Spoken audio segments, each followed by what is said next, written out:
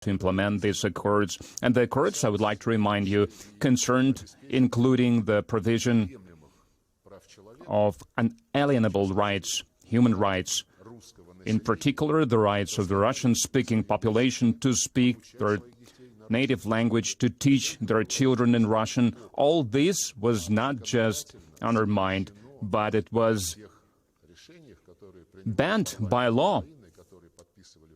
The decision the Ukrainian parliament adopted, the decrees that the Ukrainian president signed that went for the education in Russia, the media that worked in Russian in regards to the Russian literature and Russian culture on a general level, and many other things. Today on the sidelines I talked to my Western counterparts, so I wanted to draw their attention to this, and they're looking at you without blinking, but they are not saying anything in response. The only position they have, why Russia has allowed the invasion, and they all emphasize that it was unprovoked.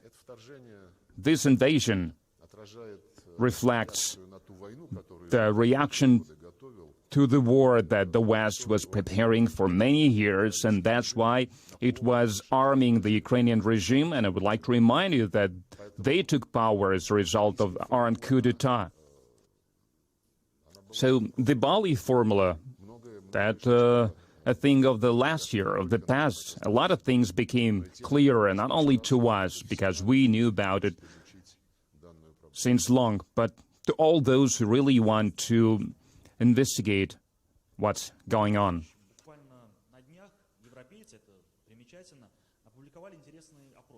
Mr. Lavrov, European media published the results of a poll, and it says that the Global South sees Russia as a partner and ally, which came as a surprise for the West. When do you think this strict division happened between the countries of the Golden Billion, so to say, and the rest? And isn't it the reason the Western leaders and diplomats are now traveling to, for example, Blinken went to the Central Asia, and Macron went to Africa, Scholz went to India? They go there to convince this country to join the sanctions, or it is a more global matter? If we speak about history, the ancestor of this Golden Billion is the colonial powers that were seizing the territories, conquering the territories on various continents, and they were imposing their order, their policies to exploit their natural resources, their human resources, and largely to live at their expense. And now, our Western counterparts, when more than 50 years, well, even more than that, it's been since the decolonization was over, but it's not finalized yet, it's not completed yet, because there is a resolution of the General Assembly regarding the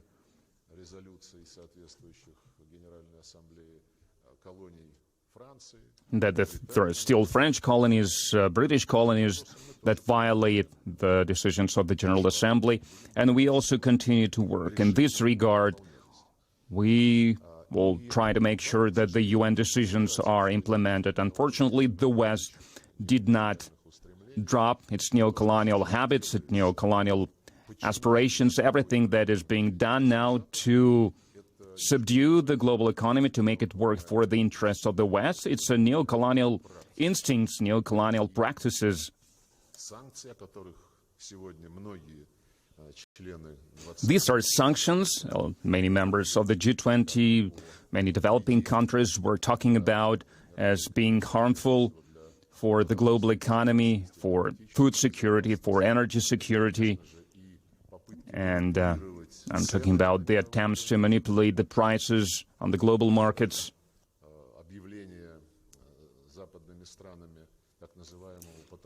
For example, introducing so-called price cap for oil is basically stealing someone else's natural resources, if we see it for what it is.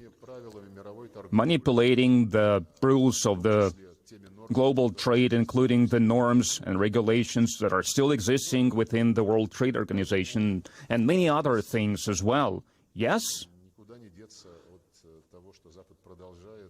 we can see that the West is continuing with other ways under new conditions. They are still promoting their interests without considering the interests of the vast majority of other stakeholders of the global community, and the developing countries can see it for what it is. I have already touched upon this matter, the colossal, boorish moral pressure. Yes, some of them, when such pressure is exerted against them, they are saying certain things or they're voting in certain manner to relieve themselves a little bit from the pressure from the United States and their allies. But almost no developing country, maybe one or two of them, made certain decisions. Almost none of them joined the sanctions against the Russian Federation because they are perfectly aware what is going on here, what kind of game the West is playing, and they understand that it's not about Ukraine. But the thing is that our Western counterparts want to prove to them that it's still up to them to make any kind of a decision, and the threats that are now being voiced against the Chinese People's Republic. Sometimes I wonder, are they sane, these people who are posing these threats? You cannot threat to anyone, but when you threat China under current conditions, I really can't wrap my mind around it. If we speak about the manners, well, our Western counterparts have gotten really bad with this, so they are not thinking about diplomacy anymore. They are now only deal in blackmailing and threatening everyone else.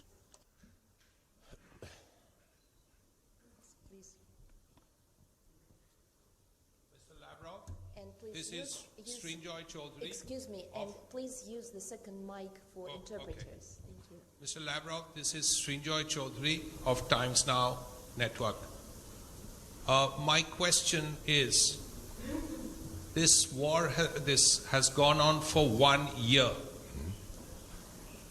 If you're looking at a settlement, if you want peace, would you want India to be involved in the settlement? Do you want Prime Minister Narendra Modi to be involved in the process? Мы имеем отношения с Индией, которые... The relations we have with India can be described as the privileged strategic partnership, and they are described as such in the documents that we have signed. And these are not just words. This formula reflects the special character of our relations, starting with India's independence and up until today. That's the nature of our relations, and we appreciate highly the responsible and worthy of a great power stance that India is taking globally on all the key matters of the global agenda.